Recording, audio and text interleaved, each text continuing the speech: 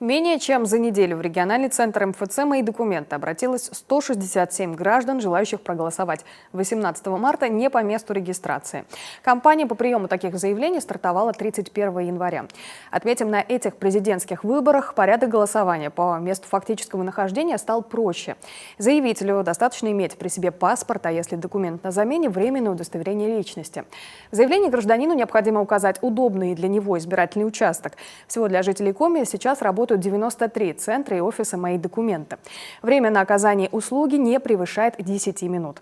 Внимательно следят за доступностью реализации прав граждан в Центр избиркоме. Там сообщили, через МФЦ заявление сегодня подает каждый третий гражданин.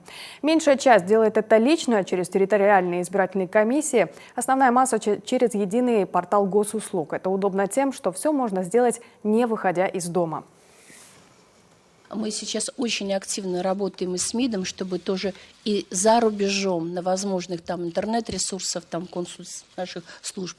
И мы сейчас с Ростуризмом очень активно работаем, чтобы максимально информировать граждан, выезжающих за рубеж, живущих там давно, чтобы они поактивнее использовали вот этот портал госуслуг и возможности вот этого мобильного избирателя, чтобы были идентифицированы в одном месте. Еще одним важным новшеством этих выборов, сказали в ЦИК, стала возможность идентификации тех избирателей, которые в силу обстоятельств не имеют определенного места жительства. Например, не успели зарегистрироваться по новому адресу. Прежде только по этой причине они не могли воспользоваться правом голоса. Сегодня этой проблемы нет. По всей стране людей с такой ситуацией, уже написавших заявление, 12 тысяч.